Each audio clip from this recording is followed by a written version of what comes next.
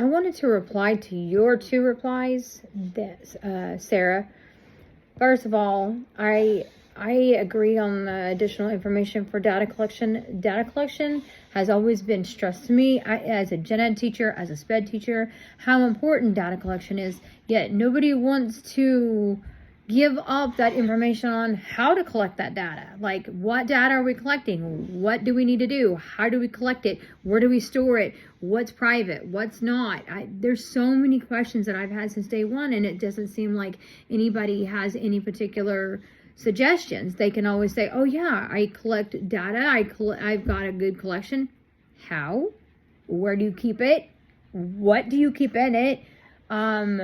As far as like documentation, when I first started as a sped teacher, they're like, document. I mean, at this point, are we just documenting every single minute of the day? I don't really understand the documentation. I document whenever things happen in my classroom that I feel like a parent should know, or another teacher or something like that. But no one ever seems to have any answers for new teachers. And I feel like I've always felt that way. Like I just didn't have that additional support that I needed.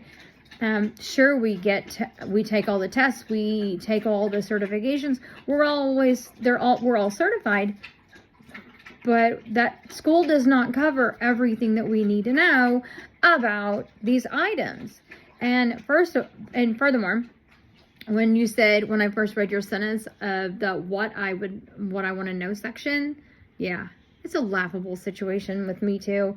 I would say that it's funny, not funny, but unfortunately the admin, they always want to have all these information and all this stuff that you're supposed to be doing, yet they don't want to help you try to fix the situation.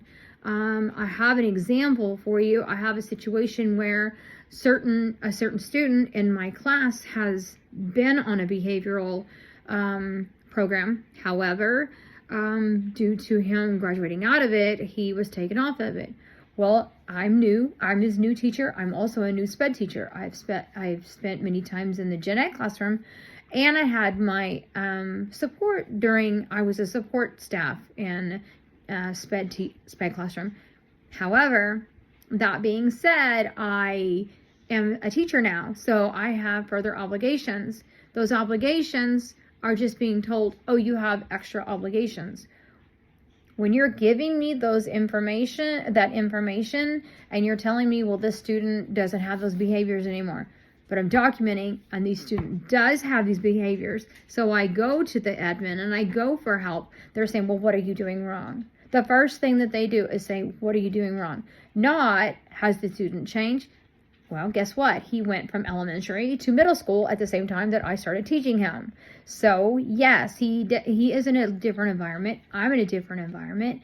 He has different kids around him. His schedule is a lot different. Elementary, you have maybe 3 classes. With me, he has 10 a day. He transitions 10 times a day. So yes, he's going to have behavioral issues. That's where my laughable moment is in teaching. Like, how are you supposed to be teaching me and teaching my student and helping me when I'm begging for help, and then you're turning around and saying, well, what are you doing wrong? How am I supposed to know what I'm doing wrong if you're not telling me these things? Furthermore, I started out my year with 4 students. Mind you, that's not a lot, but in the SPED world, in a multi-disabilities, severe and profound classroom, that's a lot. That's a lot of different behaviors and a lot of different needs. So I started out my year with 4 students, 2 of them non-ambulatory, pretty much all of them are nonverbal, and I started out with 3 paras. It is now the middle of the school year.